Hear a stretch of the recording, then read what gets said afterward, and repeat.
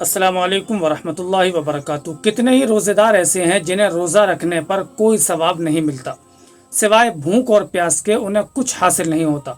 और ये बात मैं अपनी तरफ से नहीं बल्कि अल्लाह के नबी सल्लल्लाहु अलैहि वसल्लम ने इरशाद फरमाया है।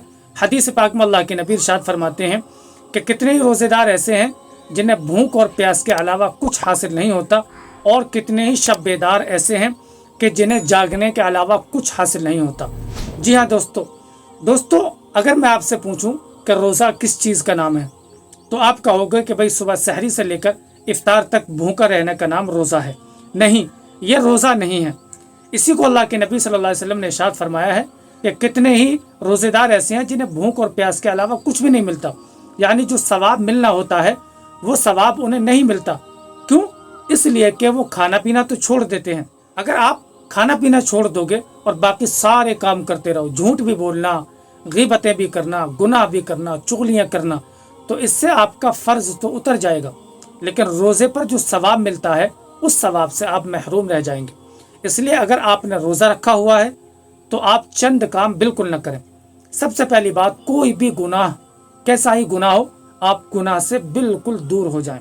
अल्लाह के नबी सल्लल्लाहु अलैहि वसल्लम ने हदीस पाक में इरशाद फरमाया है कि भाई अगर आप रोज़े की हालत में हैं और अगर आप जो है सारी लग बातों को छोड़ दें, सारी रफस चीज़ें हैं यानी खेल कूद और बिला वजह के वक्त ज़ाया करने वाली चीज़ें, इनको बिल्कुल तर्क कर दें। अगर आपसे कोई लड़े, आपको कोई गाली गलौज दे, आपको कोई और तरीके से सताए, तो आप उससे कह दें कि भाई मेरा रोज़ा है, उससे इतना कहकर आप निकल जाएं।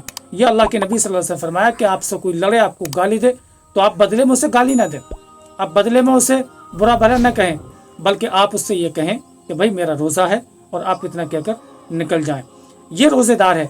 आज हम देखें, हमारे रोज़े भी होते हैं, हम झूठ भी बोल रहे होते हैं, गालियाँ भी दे रहे होते हैं, गुनाह भी कर रहे होते हैं, ज़बान से, आँखों से न जाने कितने गुनाह करते हैं, जिसकी वजह से फ़र्ज तो उतर जाता है, लेकिन जो रोज़े पर सवाब मिलना होता है उस सवाब से हम महरूम रह जाते हैं। इसलिए अगर आप रोज़े से हैं तो आप झूठ पर भी कंट्रोल करें, जितने गुनाह हैं उन गुनाहों से भी बचने की पूरी कोशिश करें। इंशाअल्लाह अज़ीज़ फिर आप देखेंगे रोज़े की नूरानियत और रोज़े की बरकत आप खुद महसूस करेंगे। आज हम देखें पूरे महीने हम रोज़े रखते हैं, लेकिन ज़िंदगी के अंदर कोई बदलाव और कोई चेंजिंग नज़र नहीं आती। इसका नतीजा यही होता है, इसकी वजह यही होती है कि हम रोज़ा तो रखते हैं, फ़र्ज तो उतर जाता है, लेकिन जो सवाब मिलना होता है वो हमें नहीं मिल पाता, जिसकी वजह से हमारे अंदर बदलाव और चेंजिंग नहीं आ पाती।